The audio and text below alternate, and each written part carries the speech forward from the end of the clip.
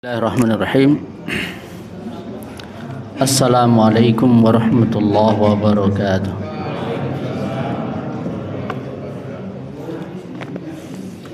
Innal hamdalillah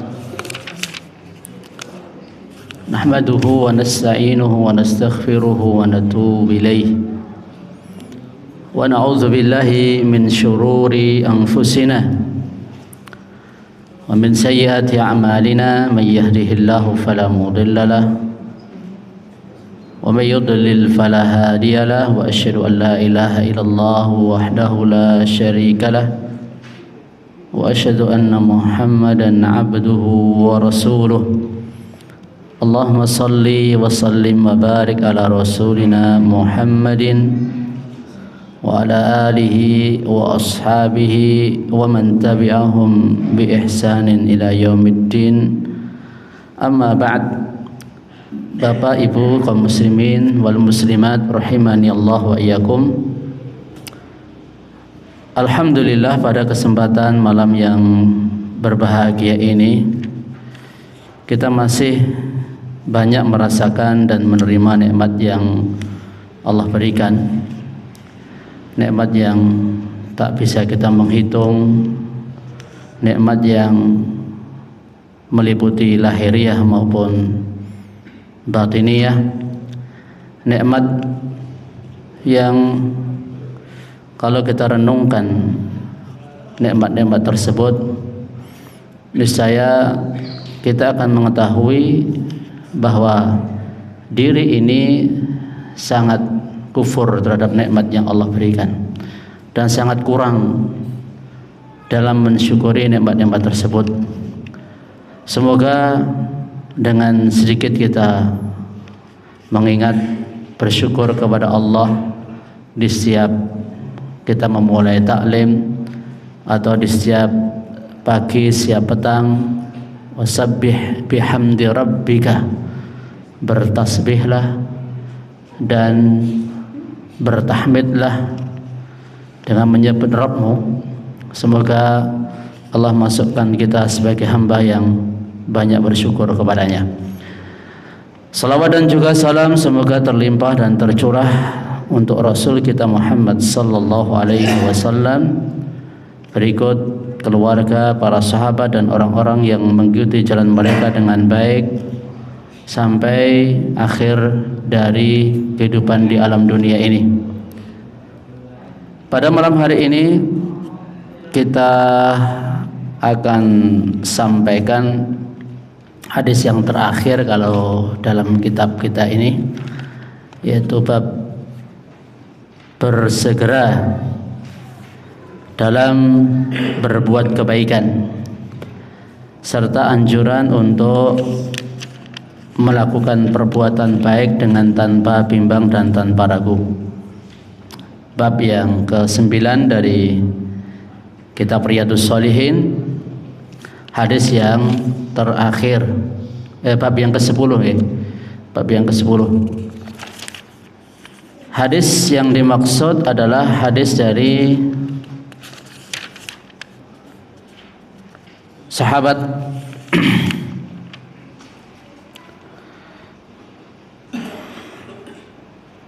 Abu Hurairah radhiyallahu taala an,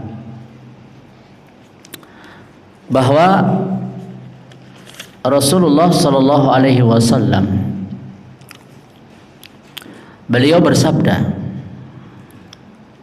pada waktu penaklukan Khaybar, la u'tiyanna hadhihi ar-rayah,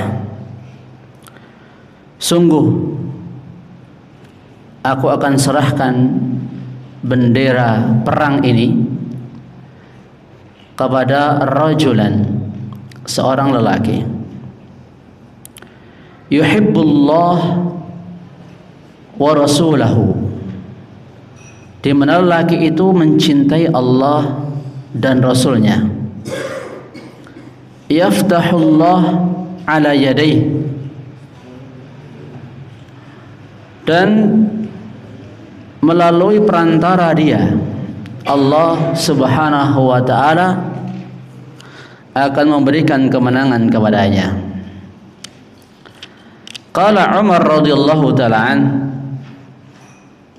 Umar radhiyallahu ta'ala an beliau berkata, berarti beliau termasuk yang hadir, yang ikut ketika itu. Ma ahbabtul imarah illa yawma idzin. Aku tidak senang, aku tidak menyukai kepemimpinan kecuali di hari itu. Fatasawartu laha raja'a an ud'a laha, maka aku pun melompat menampakkan diri beliau seraya berharap beliau yang akan dipanggil, beliau yang akan diseru oleh Nabi sallallahu alaihi wasallam, yang dimaksud oleh Nabi dengan seorang laki tadi. Fada'a Rasulullah sallallahu alaihi wasallam Ali bin Abi Thalib fa'atahu iyaha. Namun Nabi alaihi salatu wassalam beliau memanggil Ali radhiyallahu ta'ala an, lantas menyerahkan bendera perang itu kepada beliau. Wa qala imshi wa la taltafit. Nabi katakan kepada Ali, berjalanlah dan janganlah engkau menoleh hatta yaftahallahu alaik, hingga Allah berikan kemenangan kepadamu. Fasara Aliyun syai'an. Lalu sahabat Ali berjalan sebentar, thumma waqafa, kemudian beliau berhenti. Walam yaltafit, namun tidak menoleh. Fasarakha, lantas beliau berteriak, ya Rasulullah, wahai Rasulullah, ala madza uqatilun nas, atas dasar apa aku merangi manusia? Qala qatilhum, Nabi perintahkan kepada Ali, perangi mereka hatta yashhadu, hingga mereka mempersaksikan an la ilaha illallah, bahwa tidak ada ilah yang hak selain Allah, wa anna Muhammadan Rasulullah, dan bahwa Nabi Muhammad adalah utusan Allah. Fa idza fa'alu dzalik, bila mereka telah mau melakukan itu, faqad mana'u minka dima'ahum, atau faqad muni'u minka dima'ahum, sungguh mereka telah dicegah darimu dari darah-darah mereka. Wa amwalahum illa bihaqqiha, dan harta-harta mereka kecuali dengan hak kalimat la ilaha illallah. Wa hisabuhum 'ala Allah, sedangkan hisab perhitungan amal mereka diserahkan kepada Allah Subhanahu wa taala. Jadi faqad mana'u minka, betul tadi, faqad mana'u minka dima'ahum, mereka telah mencegah darimu harta-hartanya. Maksudnya dengan mereka mengucapkan la ilaha illallah, darah dan harta mereka itu haram untuk kamu tumpahkan. Hadis sahih diriwayatkan oleh Imam Muslim. Wa hisabuhum 'ala Allah, sedangkan hisab perhitungan amal mereka diserahkan kepada Allah. Bapak Ibu kaum muslimin wal muslimat rahimanallahu wa iyyakum wa azanillahu wa iyyakum jami'an. Dalam hadis ini Abu Hurairah, yakni Abdurrahman ibnu Sakhr, beliau meriwayatkan hadis, dan memang Abu Hurairah ini, kalau kita lihat sejarah keislamannya Abu Hurairah ini, memang terjadi saat Rasulullah menyerang Khaybar. Ketika Rasulullah menyerang Khaybar, Abu Hurairah datang ke Madinah menyatakan masuk Islam. yakni pada tahun ke-7 Hijriah di bulan Muharram.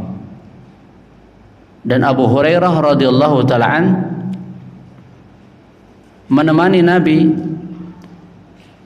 serta mulazamah bersama Nabi alaihi salatu wassalam ini kurang lebih selama 3 sampai 3,5 tahun. Di saat para sahabat-sahabat yang lain mereka sibuk dengan perdagangannya, dengan pertaniannya, Abu Hurairah sibuk dengan hadis-hadis Nabi, sibuk dengan ilmu dari Nabi sallallahu alaihi wasallam. Maka jadilah Abu Hurairah menjadi sahabat yang paling banyak meriwayatkan hadis Nabi. Kurang lebih 5.000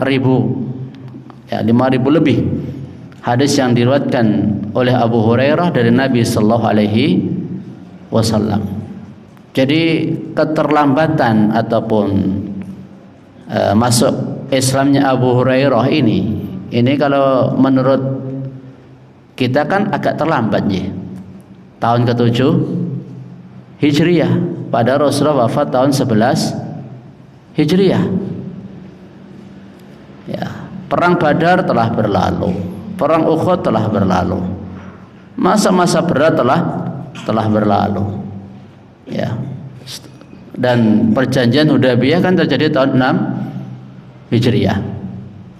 Di mana setelah terjadi perjanjian Hudaybiyah, di antara klausul isi perjanjian antara kaum muslimin, antara Nabi dengan kaum musyrikin Mekah, itu adalah gencatan senjata selama 10 tahun. Hal ini termasuk kemenangan bagi Nabi, bagi kaum muslimin, karena mereka telah selamat dari satu ancaman musuh yang sangat berambisi, sangat memusuhi, sangat keras permusuhan dan penentangannya kepada Nabi serta para sahabat. Ini mereka sudah istilahnya dijinakkan ya dengan adanya gencatan senjata, adanya perdamaian. Maka kalau kita melihat politik Islam dari Nabi sallallahu alaihi wasallam, gencatan senjata di saat seperti itu adalah suatu hal yang sangat baik, dimanfaatkan oleh Nabi untuk korespondensi, untuk lebih menyebarkan dakwah, sehingga jarak 2 tahun saja yang kaum musyrikin kemudian mengingkari janji mereka tahun ke-8 Hijriah, terus akhirnya Nabi bersama 10.000 pasukan menaklukkan kota Mekah. Ini sebagai bukti nyata akan kemenangan. Dengan adanya perjanjian damai tersebut, Nabi lebih leluasa untuk berdakwah, untuk menyebarkan Islam tanpa ada yang merintangi, tanpa ada yang mengancam sewaktu-waktu. Nah, setelah permusuhan dengan kaum Quraisy ini tertahan dengan adanya gencatan senjata yang telah disepakati pada waktu perjanjian Hudaybiyah, maka di tahun ke-7 Hijriah ya, karena Nabi kembali dari Hudaybiyah itu di bulan Dzulhijjah, kemudian di bulan Muharram itu kan ganti tahun ya. Tak berselang lama Nabi sallallahu alaihi wasallam ingin melakukan perhitungan dengan orang-orang Yahudi, karena ancaman yang ada ketika itu selain dari kaum musyrikin adalah kaum Yahudi. Kemudian ada kabilah-kabilah Arab yang ada di Najd, termasuk yang tahun ke-5 Hijriah itu melakukan pengepungan di kota Madinah, yakni pada waktu perang Khandaq. Ini kan pasukan sekutu dari kabilah-kabilah Arab yang musyrik ya. Maka setelah Nabi Shallallahu Alaihi Wasallam mengadakan gencatan senjata dengan kaum musyrikin, masih ada dua yang harus diselesaikan. Ya, salah satunya ini, yaitu Yahudi, yang mana Khaybar, ya, Khaybar ini adalah benteng orang-orang Yahudi yang sangat kokoh, ya, benteng yang sangat kokoh, terletak jaraknya dari kota Madinah itu kira-kira, ya, kira-kira kalau menurut Syekh Ibnu Utsaimin itu 100 mil. Tapi kalau Syekh Salim bin Id Al-Hilali sekitar 60 sampai 80. Ya. Ya, sekitar itu ya. 60 sampai bukan Syekh Syafi'i Rahman, bukan Syekh Salim. Syekh Syafi'i Rahman Al-Mubarakfuri dalam Sirah Nabi itu sekitar 60 sampai 80. Entah itu pakai hitungan kilometer atau apa, tapi kalau Syekh Utsaimin pakai hitungan mil. Di sebelah barat daya kota Madinah. Jadi arah Syam. Arah Syam. Di mana Khaybar ini benteng yang berlapis-lapis dan di pegunungan, sangat sulit untuk menaklukkan Khaybar ini. Makanya dikepung sampai beberapa hari oleh Nabi dan juga para sahabat. Dari lapis pertama saja ada 5 benteng yang kokoh. Jadi setiap kali menaklukkan benteng pertama, ya tentunya benteng awal-awal ini kan dijaga oleh orang-orang ksatria-ksatria, orang-orang Yahudi. Ya. Setiap kali menaklukkan satu benteng, mereka akan berlindung ke benteng yang berikutnya. Ya. Sampai harus menaklukkan 5 benteng. Jangan bersabi mbak, ya benteng zaman dulu itu kan kokoh-kokoh. Ya, jangan jadi yang meresani Solo niku. Ila kayak benteng Solo seperti itu nggih, dhuwur. Arab menakluknya gimana kalau seandainya dijaga ketat oleh para pasukan. Ya. Selesai dari benteng lapisan pertama, 5 bisa ditaklukkan, ada lapisan yang kedua. Ada 3 benteng. Ada lapisan yang ketiga lagi. Begitulah.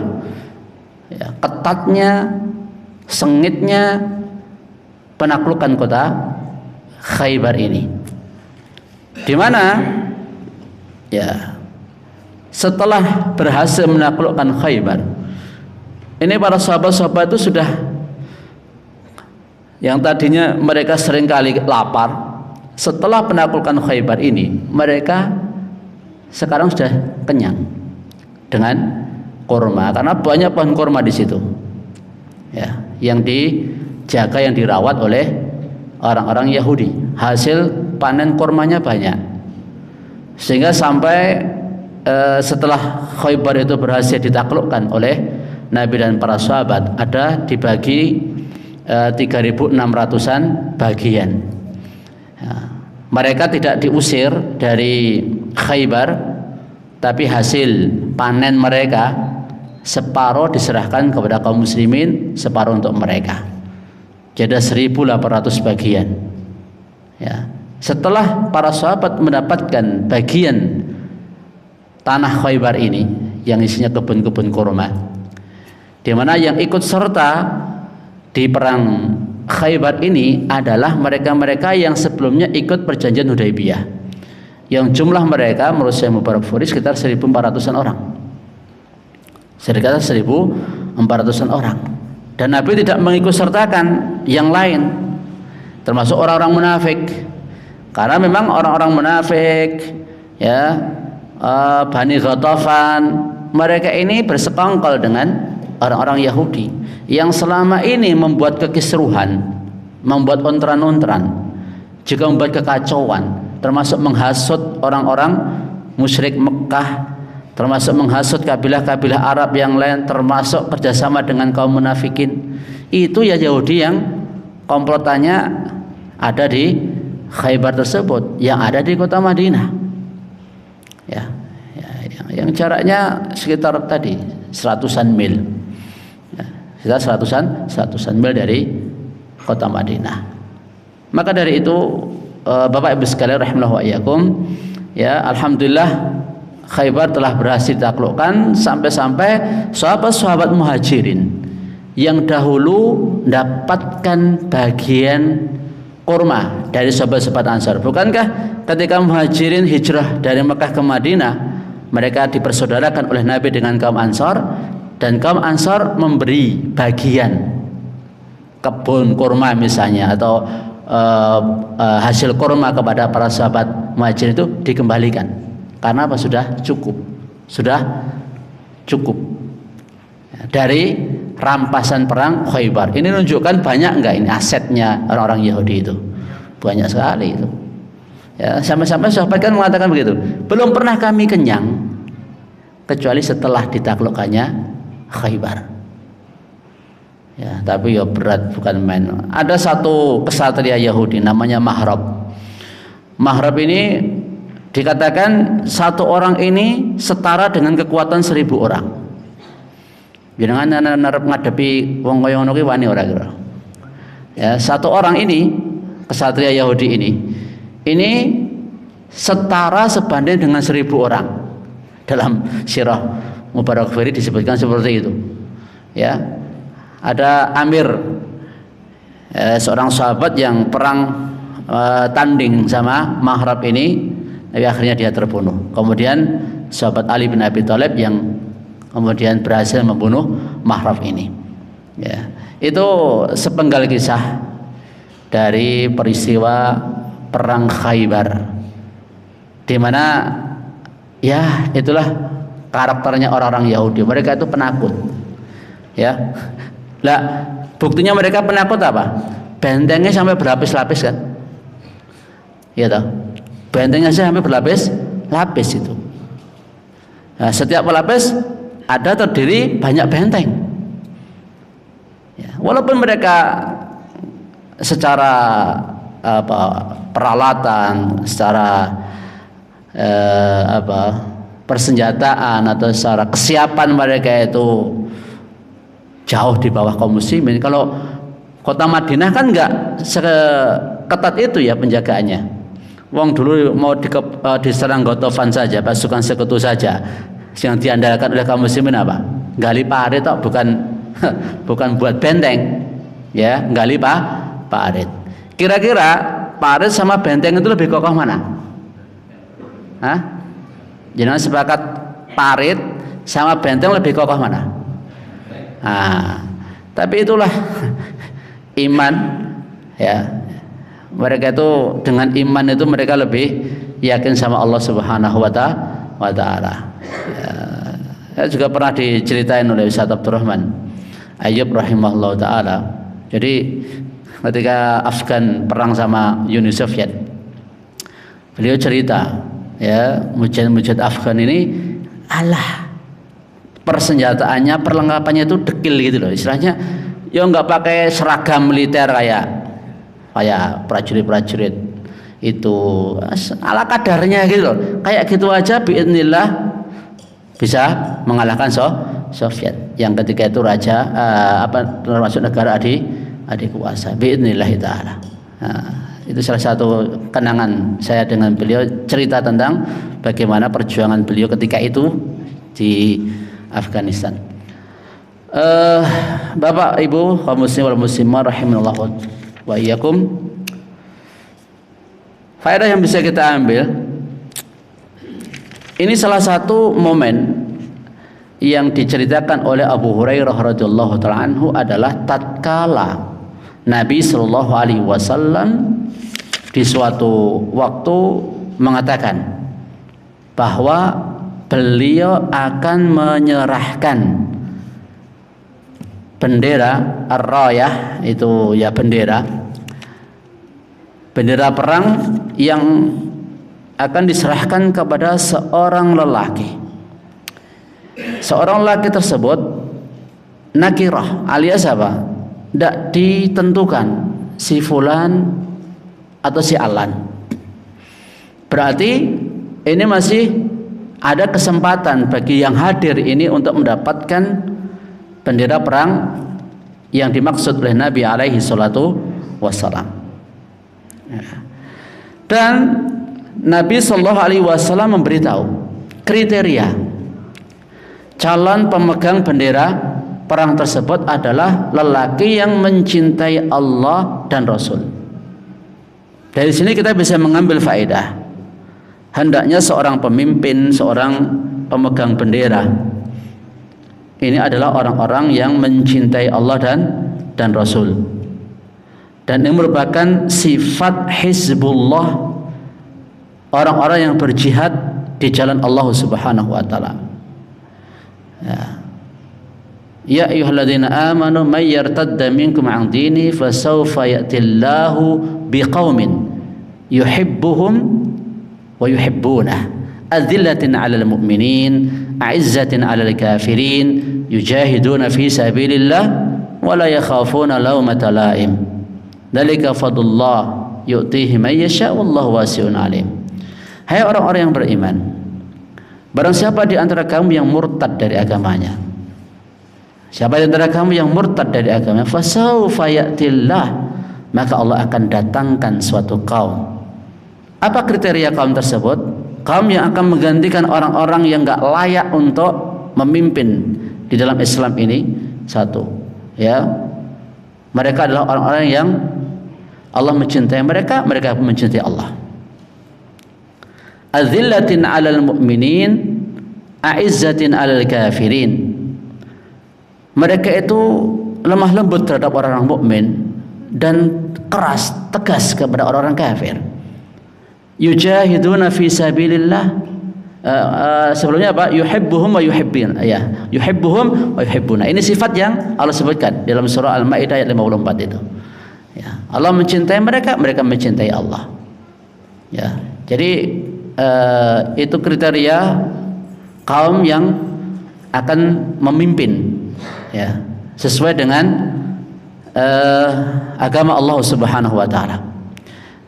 Yujahiduna fi sabilillah, mereka berjihad di jalan Allah dengan jiwa, dengan raga, dengan tenaga, dengan apapun yang mereka miliki. Wala yakhafuna laumata la'im, mereka itu enggak takut celaan orang yang mencela. Ya. Enggak minder, enggak takut dengan celaan orang yang mencela. Ya, ini sifat yang sesuai yang disebutkan oleh Allah dan sesuai dengan yang disebutkan oleh Nabi sallallahu alaihi wasallam. Karena memang seperti itu. Ketika Islam dipimpin oleh orang-orang yang sifatnya seperti yang tertera dalam Quran dan Sunnah, maka Allah Subhanahu wa taala akan berikan keberkahan kepada mereka. Terus berikutnya, ketika Nabi sallallahu alaihi wasallam sampaikan pengumumannya ini kepada para sahabat, salah satu hadirin adalah Umar ibn Khattab radhiyallahu taala an. Di mana kita tahu ya posisi Umar itu di dalam Islam ini kan, Nabi sama Umar ini kan sangat dekat. Nabi seringkali dikatakan di mana ada Nabi, di situ ada Abu Bakar, ada Umar. Di mana ada Nabi, di situ ada Abu Bakar dan ada Umar. Ketika Umar bin Khattab mendengar Nabi mengatakan seperti itu, beliau sangat berharap dan beliau ingin jikalau beliau yang ditunjuk. Ya, jikalau beliau yang ditunjuk. Dan sebenarnya as-sahabah kanu yakrahunal imarah. Ya.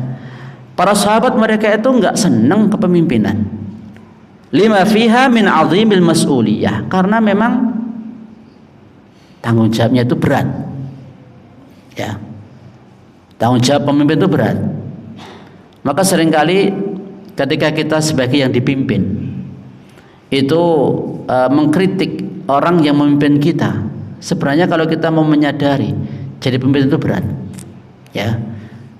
Lebih bermanfaat jika kita itu membantu pemimpin. Tetap dimanapun namanya orang memimpin itu pasti ada celahnya. pasti ada kekurangannya. Taruhlah kita sajalah di rumah. Kita kan pemimpin di rumah tangga. Suami itu kan, ya, kullukum ra'in wa kullukum mas'ulun an ra'iyatihi. Di mata istri kita, anak kita, apakah kita ini termasuk orang yang sempurna? Atau di mata orang-orang yang kita pimpin, yaitu anak, istri, kita ini masih banyak kurang ya Pak? Jujur mawon. Ya.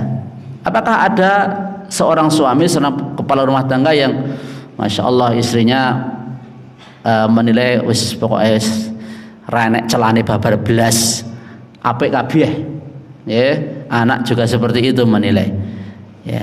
Maka di sini kita bisa ambil pelajaran dari perkataannya Umar bin Khattab, ma ahbabtul imara illa yauma'id. Aku enggak seneng. Berarti kan hukum asalnya para sahabat itu enggak senang dengan kepemimpinan. Makanya ketika mereka ditunjuk untuk ketika Abu Bakar, ya, setelah Rasulullah wafat kan, coba siapa yang bersedia jadi khalifah pengganti Rasulullah SAW? Tadinya kan, ya, terjadi musyawarah di antara para sahabat, siapa yang akan menggantikan Rasulullah SAW? Ya, Abu Bakar sendiri beliau enggak menunjukkan diri untuk memimpin, tapi apa? Ya, kemudian Umar yang pertama membaiat Abu Bakar As-Siddiq radhiyallahu anhu. Tadinya Abu Bakar menunjuk yang lain selain beliau, Umar bin Khattab. Ya, kemudian Umar menunjuk beliau dan diikuti oleh sahabat-sahabat yang lain. Ya. Jadi kalau kita tengok sistem kekhalifahan atau kepemimpinan sepeninggal Nabi Sallallahu Alaihi Wasallam, ya, kalau zamannya Abu Bakar ada musyawarah. Nah, karena Nabi nggak nunjuk sebagai pengganti beliau nanti siapa. Terus kalau Abu Bakar dengan menunjuk Umar bin Khattab. Ya.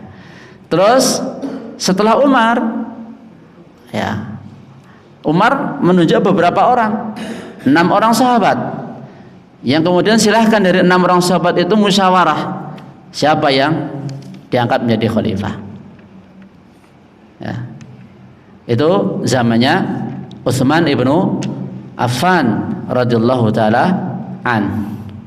Dan ketika Utsman terbunuh, ini tidak ada, ya, Utsman memandatkan supaya nanti pengganti beliau si fulan misalnya, tidak ada. Ya, lalu diganti oleh Ali bin Abi Thalib, ya, karena ketika itu fitnah banyak terjadi. Kita nggak banyak urai masalah tersebut. Kita kembali kepada faedah bahwa as-sahabah kanu yakrahuna al-imarah lima fiha min azimil mas'uliyah. Para sahabat mereka tidak senang dengan kepemimpinan karena di dalamnya terdapat tanggung jawab yang sangat besar. Nah, cuman kali ini saja Umar itu pengen gitu loh, ya, berharap. Karena apa? Karena satu, sudah direkomendasi oleh Nabi SAW. Berarti apa? Jawazut tatallu' wal istishraf li amrin ta'akkada khairuhu. Ya, kita boleh untuk menginginkan sesuatu hal yang kebaikannya itu jelas, gitu loh. Ya, siapa sih orang seneng Pak? Nabi ngendika seperti itu. Besok akan aku serahkan bendera perang ini kepada seorang laki yang mencintai Allah dan Rasul, lewat tangannya Allah berikan kemenangan. Ini kan dapat rekomendasi. Siapa sih ora pengen? Ya. Terus berikutnya faedah yang bisa kita ambil, taujihul imam liqa'idil jaysh fi kayfiyati tasarruf fi sahhatil ma'rakah. Arahan dari Nabi sallallahu alaihi wasallam kepada panglima perang untuk bagaimana yang akan hendaknya dikerjakan ketika berada di kawasan musuh, kawasan perang. Nah, Nabi SAW memberikan arahan. Apa itu? Ya, tawarkan dulu Islam. Ya, Kalau mereka mau mengucapkan la ilaha Muhammad Rasulullah, maka khalas, ya, tidak usah diperangi.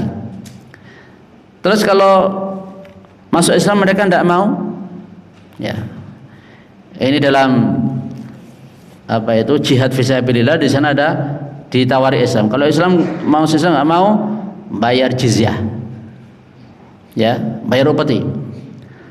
Silahkan kalian mengamalkan agama dan keyakinan kalian, tapi kalian wajib bayar upeti. Kalau ini juga nggak mau, baru diperangi. Ternyata orang-orang Yahudi ini pilih perang. Setelah mereka mengalami kekalahan demi kekalahan dari satu benteng ke benteng yang lain, baru mereka menyerah, baru mau berunding. Tadinya mau diusir oleh Nabi Shallallahu Alaihi Wasallam, tapi karena mengingat potensi yang ada di Khaybar ini sangat besar, hasil kurmanya juga sangat banyak, yang nggak ada yang ngelola, nggak ada yang, ya, kalau seandainya mereka semuanya diusir seperti Yahudi yang sebelumnya, kan ada Yahudi Bani Qainuqa, ada Yahudi Bani Quraidah, mereka sudah terusir, ya. Tinggal ini sisa-sisanya kan semuanya komplotannya di sini, ini markas besarnya sekarang Yahudi. Makanya tidak diusir. Tapi apa? Dibuat perjanjian, perundingan, mereka tetap dipersilahkan di Khaybar. Mereka boleh untuk mengelola tanah Khaybar itu dengan syarat separuh bagian untuk kaum muslimin, separuh untuk mereka. Baru di masa Khalifah Umar bin Khattab radhiyallahu ta'ala anhu, mereka itu diusir semua. Mereka diusir semua dari kota Madinah. Yang sekarang kan mereka kan di mana? Di Palestina sana kan? Ya, di Syam, di daerah Syam. Nah, sekarang kan mereka kumpul di sana itu. Itu ya cikal bakalnya ya dulu di zaman Nabi sallallahu alaihi wasallam, ya, di zaman Umar. Mereka terusir dari kota Madinah. Tadinya mereka datang ke Madinah itu berharap akan bisa mengikuti Nabi Rasul terakhir, akan beriman kepada Nabi Rasul itu, terus akan berjihad bersama Nabi Rasul tersebut. Ternyata nabinya bukan seperti yang mereka harapkan, yang mereka kehendaki. Akhirnya mereka hasad, dengki, malah memusuhi, malah memerangi. Ya akhirnya Allah, ya, jadikan mereka terhina. Ya, jika mereka terhina, yang sekarang ya, nanti akan ada zaman atau waktu yang mereka akan diperangi oleh kaum muslimin dan mereka akan kalah. Taib. Faedah lain yang bisa kita ambil, Bapak Ibu sekalian, iltizamu ashabi Rasul sallallahu alaihi wasallam biwasayahu. Ya. Para sahabat itu orang-orang yang komitmen dengan wasiatnya Nabi Sallallahu Alaihi Wasallam dan bersegera untuk menunaikannya. Ya, ini memang sifatnya para sahabat. Ya, makanya di dalam bab ikhlas, ya, penjelasan dari Syekh Salim Al-Hilali, syarat amal diterima Allah itu kan ada dua. Ikhlas dan mengikuti Nabi Sallallahu Alaihi Wasallam. Di sana ada syarat sempurna. Ya, syarat sempurna. Ini levelnya lebih tinggi daripada syarat sah. Ini syartut tamam. Syarat sempurnanya amal itu pertama al-akhdhu bil quwwah. Itu kita mengerjakan amal itu dengan sepenuh hati, dengan semangat, dengan sungguh-sungguh, dengan baik. Itu al-akhdhu bil quwwah. Kemudian yang kedua al-musara'ah, segera, cepat. Kan Allah selalu perintahkan wasari'u, sabiqu, kan perintah Allah seperti itu, ya, bersegera cepat untuk melaksanakan perintah Allah maupun Rasulnya. Karena siapa yang cepat melaksanakan itu, nanti meniti sirat pun juga cepat, ya. Jadi amal kita itu nanti akan menyeret kita ketika meniti sirat. Kalau kita amalnya cepat, ya, segera, bagus, semangat, sungguh-sungguh, maka kita pun nanti ketika meniti sirat juga cepet. Tapi kalau leda-lede, ya dan billah, ya kurang gairah, kurang semangat, ya so kadang putus atau malah tidak dilakukan lagi. Makanya Nabi pernah sampaikan, ya fulan, kamu janganlah seperti si dia, ya tadinya dia rajin sholat malam, kemudian setelah itu dia tinggalkan sholat malam itu. Kau jangan seperti si fulan. Nanti ada bab-bab setelahnya ini nanti, ya petunjuk dari Nabi sallallahu alaihi wasallam, ya ketika ada sahabat yang sering meladeni Nabi, mengambilkan air wudu Nabi dan seterusnya. Ketika dia ditawari Nabi meminta sesuatu, dia mintanya apa? Bisa bersama Nabi di surga. Faedah yang bisa kita ambil yang lainnya, man ashkala alaihi syai'un fima nadaba ilaihi sa'alan. Kalau seseorang itu merasa kurang jelas terhadap sesuatu, dianjurkan untuk bertanya. Seperti Ali bin Abi Thalib ini, tadinya diperintahkan Nabi untuk maju berjalan, ya jangan menoleh. Ketika baru berjalan, tanya, atas dasar apa saya merangi mereka? Gitu loh. Karena mereka itu ahlul kitab. Mereka itu ahlul kitab. Bagaimana? Apakah langsung diperangi atau bagaimana? Kemudian dikasih penjelasan Nabi sallallahu alaihi wasallam. Fadalah yang bisa kita ambil, mahabbatullah wa rasuluh innama takunu bil imani bihima. Mencintai Allah dan Rasul itu hanya bisa diperoleh dengan iman kepada Allah dan iman kepada Rasul, serta mengikuti apa yang diperintahkan Allah dan Rasul. Jadi ya iman itu disuplai dengan ilmu. Ya, ilmu yang mumpuni, yang memadai, ini akan menumbuhkan keimanan. Iman akan menumbuhkan keyakinan, dan puncaknya iman itu keyakinan. Semakin orang itu yakin melihat sesuatu yang gaib itu seakan nyata, ya melihat janji-janji Allah dan Rasul itu seakan-akan ada di pelupuk matanya. Ini merupakan tingkat iman yang paling tinggi. Yakin itu sudah berlalu ya pembahasan yakin ya. Sampun toh? Ya sudah. Terus mukjizat Rasulullah sallallahu alaihi wasallam, beliau menceritakan sesuatu yang gaib. Ternyata seperti yang Nabi sabdakan bahwa para sahabat lewat pimpinan Ali bin Abi Thalib bisa menaklukkan Khaybar. Terus faedah lain yang bisa kita ambil, tidak boleh memerangi orang yang mengucapkan dua kalimat syahadat kecuali bila nampak darinya sesuatu hal yang mewajibkan dia untuk ya dihilangkan nyawanya. Dalam hadis Arba'in nomor 14 sudah disebutkan, la yahillu damu imri'in muslim illa bi ihda thalath. Tidak halal darah seorang muslim kecuali bila dia melakukan satu di antara tiga hal. Satu, as-sayyibuz zani, orang yang telah menikah berzina. Yang kedua, an-nafsu bin nafsi, jiwa menghilangkan nyawa, balas qisas. Ya, kemudian at-tariqu lidinihi al-mufariqu lil jamaah, murtad dari agama. Ini tiga perkara yang menyebabkan orang itu halal ya darahnya. Terus apa yang dilakukan oleh Abu Bakar As-Siddiq dahulu saat memerangi mereka-mereka yang enggan untuk membayar zakat, ya ini karena memang membayar zakat itu haknya harta, dan itu merupakan konsekuensi dari kalimat la ilaha illallah. Memang kalimat la ilaha illallah itu merupakan kunci surga, ya, bukankah kunci surga la ilaha illallah? Namun bukankah kunci itu ada gigi-giginya? Nah itulah hak, ya hak dari kalimat la ilaha illallah.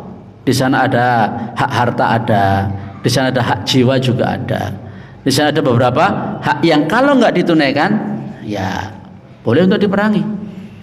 Makanya orang yang telah mengucapkan la ilaha illallah, apakah dia bisa kafir? Bisa nggak?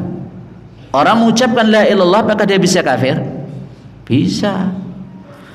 Karena dalam masalah keimanan ini manusia punya banyak cara berpikir yang tidak sesuai dengan hak kebenaran. Ada yang berpandangan begini, orang yang sudah mengucapkan la ilaha illallah itu ya pokoknya walaupun dia melakukan amalan-amalan kekufuran dia tetap iman.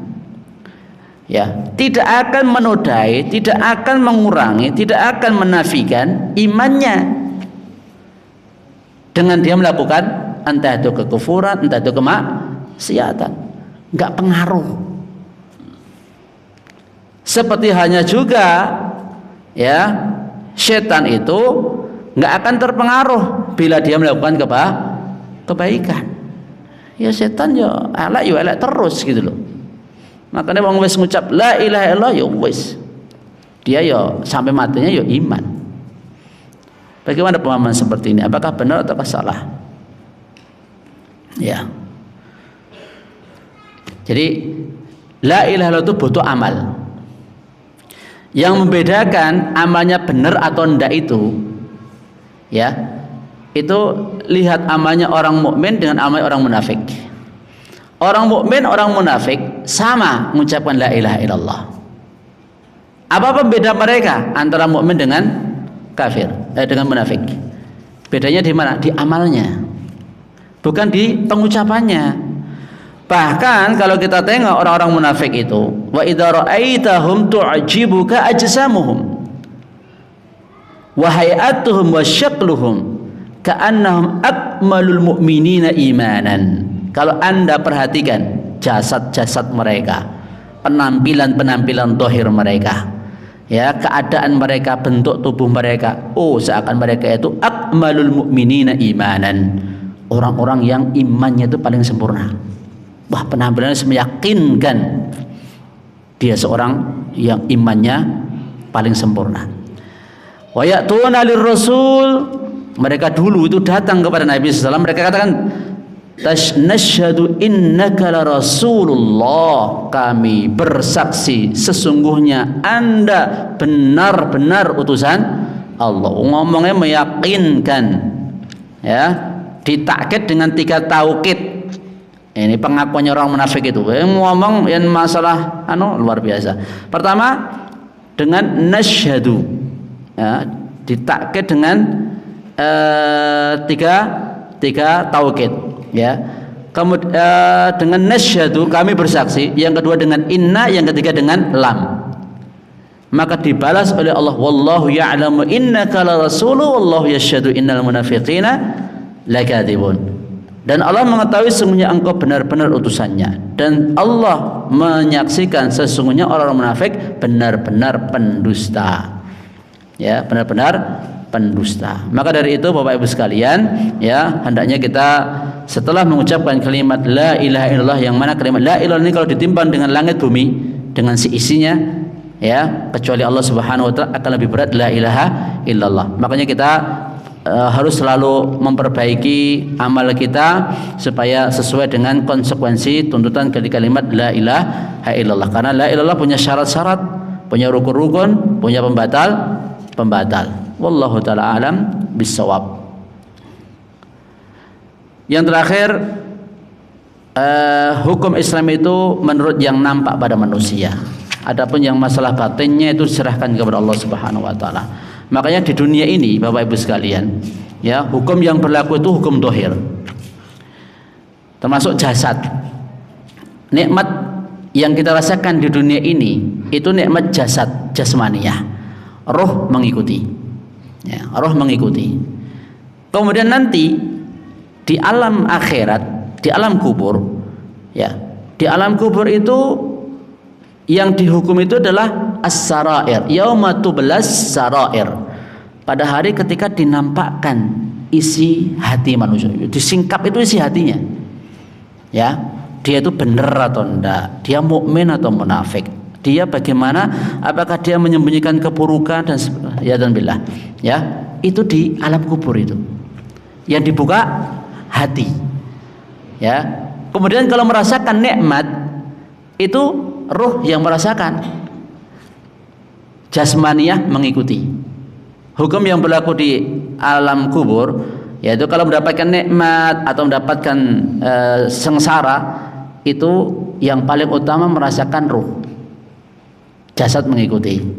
Beda dengan di dunia. Kalau di dunia ini, ya, yang merasakan nikmat atau sengsara jasad, ruh mengikuti. Ada penanti di surga atau neraka. Kalau di surga Merasakan nikmat itu dua-duanya, jasad dan ruh. Makanya yang enak banget itu. Kita neng dunia wis rumangsa kepenak toh. Ya, padahal baru jasmaniyah, rohnya mengikuti. Bagaimana kalau jasmaniyah, rohaniyah semuanya merasakan kenikmatan di surga. Semoga Allah memasukkan kita semuanya ke dalam surga. Sedangkan di neraka kalau sakit ya jasmaniyahnya, ya rohaniyahnya disiksa oleh Allah Subhanahu wa taala. Iya dan billah. Semoga Allah menjauhkan kita dari api neraka. Demikian Bapak Ibu sekalian yang bisa kita sampaikan. Kalau ada benar semata datang dari Allah Subhanahu wa taala, kalau ada salah keliru adalah dari saya sendiri. Kita mohon ampun kepada Allah dan semoga Allah mengampuni kita semuanya. Wallahu taala alam bissawab. Ya, insyaallah pertemuan yang berikutnya bab yang ke-11 tentang al-mujahadah. Subhanakallahumma hamdika asyhadu an la ilaha illa anta astaghfiruka wa atubu ilaik. Assalamualaikum warahmatullahi wabarakatuh.